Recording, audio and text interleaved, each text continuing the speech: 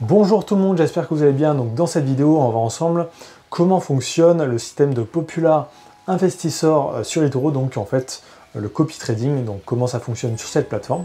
Et on va voir aussi comment devenir Popular Investissor ou alors quels sont les critères pour le devenir. Donc pour répondre à ces questions, justement, on va voir ça avec Steve Esky, donc c'est un Popular Investissor sur eToro, donc il va vraiment pouvoir nous parler de ça en détail de son côté. Donc ce que vous allez voir, c'est un extrait d'une interview de 2 heures que j'ai fait avec lui. Donc si à la fin de cette vidéo, vous voulez trouver l'interview complète, il y a le lien juste dans la description. Donc c'est parti. On va parler sur la partie Popular Investor. En fait, alors maintenant, il y a 22 millions d'utilisateurs. C'est énorme. Sur le dernier Q1 2021, il y a eu plus de millions d'utilisateurs en plus. Donc, c'est vraiment en train de pumper. eToro, il est attirant en tout cas, parce qu'il permet vraiment de trader facilement, quoi, et de copier des personnes facilement. Et à comparer de ces 22 millions d'utilisateurs, on est seulement 1650 Popular Investors. C'est vraiment pas beaucoup.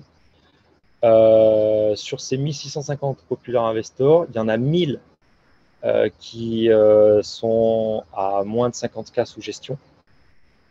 Il y en a 200 qui ont entre 50 et 100K. Là, ça diminue à mort.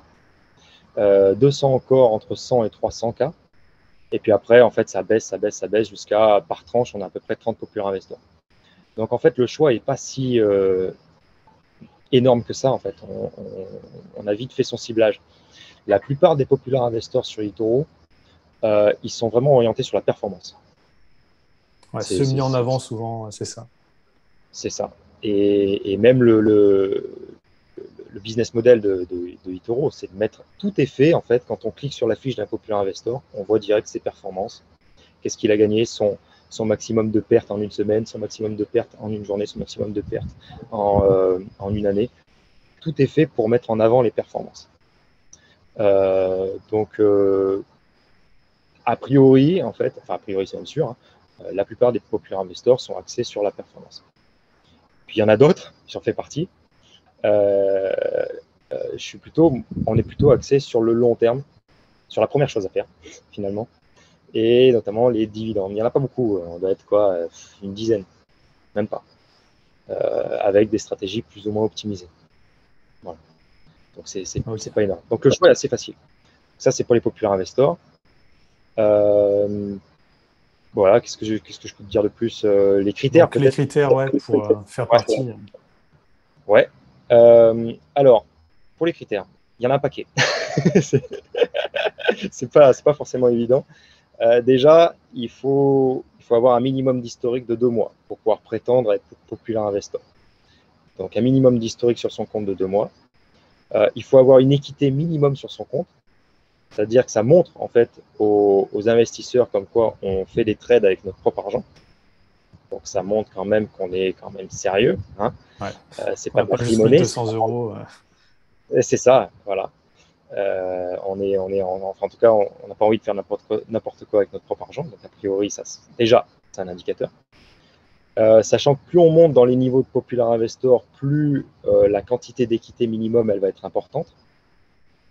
Donc, par exemple, quand on attaque KD, c'est 1000 $.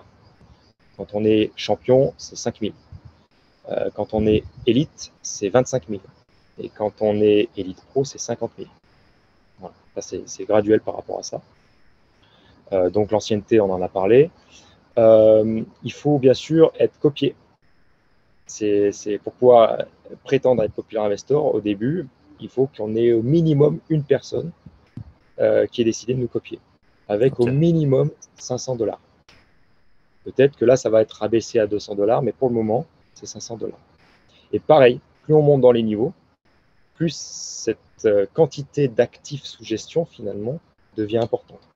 Au début, on attaque avec 1000, après c'est 50 000, après on a 500 000, et après, je ne sais plus pour le dernier niveau, mais bon, ça devient des chiffres, je crois que c'est 10 millions. Ouais, voilà, 100 millions.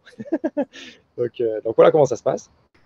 On a aussi les niveaux de risque. Une règle, ouais, c'est ça, une règle de trading responsable. On doit faire attention à ce qu'on fait.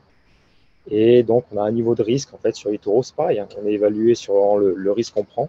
Plus on prend de risque, plus on a un niveau proche de 10, moins on prend de risque, plus on a un niveau proche de 1. Donc, ils ont un algorithme derrière qui calcule ça. Et le but du jeu, c'est de ne pas dépasser ce risque-là. Si on dépasse ce risque, on a automatiquement des sanctions qui sont appliquées, c'est-à-dire qu'on ne peut plus nous copier. Et on n'est plus non plus rémunéré par eToro. Okay. C'est des sanctions. Voilà. Et c'est des sanctions qui durent 2 mois. C'est-à-dire qu'à partir du moment où on dépasse le niveau de risque 6, pendant 2 mois, on ne peut plus être copié, sous réserve qu'on redescende en dessous. Et on n'est plus rémunéré non plus par eToro. Voilà comment ça se passe. Après, il y a des trucs classiques. Il faut avoir quand même une biographie, il faut avoir quelque chose de sérieux, expliquer sa stratégie, expliquer vraiment ce qu'on fait, d'où on vient, etc. avec une photographie pro. Voilà, il y a un minimum à faire. Tout à l'heure, on parlait des effets de levier. C'est pareil, hein, ça s'applique aussi au Popular Investor, comme quoi il n'y a pas de secret. Les effets de levier sont un peu plus élevés. On a par exemple pour les actions, on a le droit à un effet de levier 5. Donc suivant finalement la stratégie qu'on va avoir, on peut se permettre de faire des effets de levier ou pas. Mais on est quand même vachement limité. Ouais, parce que en temps normal, c'est plus 10 ou 20, je ne sais plus. On peut monter jusqu'à des effets. Alors sur eToro, je ne sais pas, mais il y a des brokers qui proposent des effets de levier de 400. Hein. Ah oui, ça. Et marrant. Là, c'est parce qu'ils ont limité. Avant, c'était jusqu'à 1000 ou plus. C'est ça.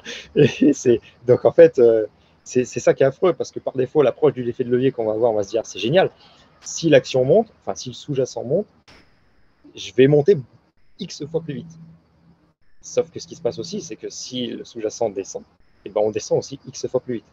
Et ce qui se passe, c'est qu'il y a des protections qui s'appliquent par rapport au capital qu'on a investi, qui font en sorte que si on arrive à 0 de notre capital investi, ça nous coupe notre position. On ne peut pas tomber dans le négatif. Sauf pour des comptes de marge, mais là, on rentre dans du trading professionnel. Mais de base, dès qu'on arrive à 0 de notre position, poum, ça sort. Quand on fait des effets de levier 30, même 20, bah, c'est hyper facile, quoi. Surtout sur des marchés volatiles qui montent et descendent de X%. Donc c'est ça qu'il faut vraiment comprendre, c'est que c'est un jeu très dangereux. Et c'est vraiment pour ça, fait là, c'est bien qu'ils le limitent pour les populaires investisseurs, comme ça, il n'y a pas de grosses dérives qui peuvent être faites. Non, il n'y a pas de dérive. Oui, effectivement, il y a quelqu'un qui peut pumper de base, il fait un effet de levier de fou sur la crypto-monnaie, il a investi en janvier, il a fait X%, c'est même plus 1%, c'est un multiplicateur qu'il a fait. Et ben, comme il a fait énormément de performances, il va y avoir des gens qui vont être intéressés par ça, qui ne connaissent pas du tout la stratégie, mais ils vont être attirés par les chiffres. Et en fait, cette personne-là, en question, ça se trouve, ça a été un gros chanceux, et il a fait n'importe quoi, c'est pas du tout responsable. Donc vraiment, le but derrière eToro, c'est de faire du trading vraiment responsable, mettre en avant uniquement les traders responsables. Et tu m'avais dit justement, après le 3e niveau, maintenant, il faut un diplôme en finance ou un truc comme ça, c'est ça? Ouais. Alors ça, c'est récent, ça date de 3 mois. Ça montre en fait à quel point eToro a vraiment une volonté de professionnaliser l'approche et de mettre en avant des populaires investisseurs qui sont sérieux, qui ont un minimum d'éducation financière, pas seulement des gars autodidactes. Donc, à partir du niveau élite, il y a effectivement des certifications à passer. J'en ai une là, c'est celle que je vais devoir passer d'ailleurs. Certificat international de gestion de richesse et des investissements internationaux. Donc en gros, c'est des examens. Le niveau 3, c'est niveau licence, équivalent français. Il y a 100 questions, 2 heures d'examen. On peut les passer soit en physique, en présentiel. Dans notre cas, nous, ça se passe soit à Londres, soit en Espagne. Ah ok, ou alors, c'est même pas en France. Ah non, c'est pas en France. Mais on peut quand même aussi le passer à distance, chez soi, tranquillement. Donc là, il y a toute une procédure de vérification, comme quoi on est seul dans notre pièce, comme quoi on n'a qu'un seul écran, etc., etc. On est filmé et ils nous surveillent pendant 2 heures. On répond à un QCM de 100 questions. Et l'idée, c'est qu'on ait 70% de bonnes réponses. Okay. Si on a 70% de bonnes réponses, l'information est envoyée à eToro, qui valide le passage à ce niveau-là. Voilà. Et c'est une condition obligatoire, qui a été rendue obligatoire maintenant depuis 3 mois. Parce que ça, c'est un examen fait par eToro, c'est pas... Alors, c'est pas eToro. Par l'État. Alors, c'est un examen qui n'est pas du tout fait par eToro. C'est un examen fait par un centre de formation vraiment dédié sur les marchés financiers, qui est réputé, en fait. C'est le CISI, ça s'appelle, pour ceux que ça intéresse. Donc, c'est reconnu à l'international, etc., etc. Et eToro, en fait, du coup, il s'est dit, tiens, comment professionnaliser les Popular Investors et leur mettre un coup de tampon comme quoi ils sont pros et ils ont une certaine formation et ils ne font pas n'importe quoi. Et ils se sont rapprochés justement de cet organisme-là et ils communiquent. Ils ont un lien directement avec eux. Et si on obtient l'examen, l'organisme communique à eToro comme quoi, nous, Popular Investors, on a bu l'examen et derrière, ils nous donnent le niveau, quoi. Voilà. Okay. Ça va même un petit peu plus loin. Pour nous inciter à le passer, on est remboursé. Ah. Si on passe l'examen et qu'on l'a obtenu, il faut l'avoir obtenu. Ils nous remboursent de mémoire $400. Voilà. C'est à peu près l'équivalent de l'examen. Ok. Et l'examen en question, il fait 154 heures d'apprentissage. Voilà. Pour donner une idée. C'est sérieux, hein, c'est sérieux. Ouais, donc dès qu'on suit des populaires investisseurs qui mettent pas mal d'argent, déjà, on est sûr qu'ils ont une formation derrière. C'est ça. À partir du niveau élite, on investit vraiment sur des gars qui sont sérieux. Ok. Donc ça, c'est rassurant en tout cas. C'est vraiment rassurant et c'est vraiment dans la logique d'eToro de professionnaliser leur approche du trading. Ah, ça devrait le mettre un peu plus en avant parce que je pense pas que les gens le sachent. Déjà, moi, je ne savais pas avant que tu m'en parles. Ouais, c'est tout nouveau en fait. Si tu vas sur le site de eToro et que tu regardes le programme pour devenir Popular Investor, en français, ils n'en parlent pas. Pas encore en tout cas. C'est uniquement sur la version anglaise. C'est tout nouveau.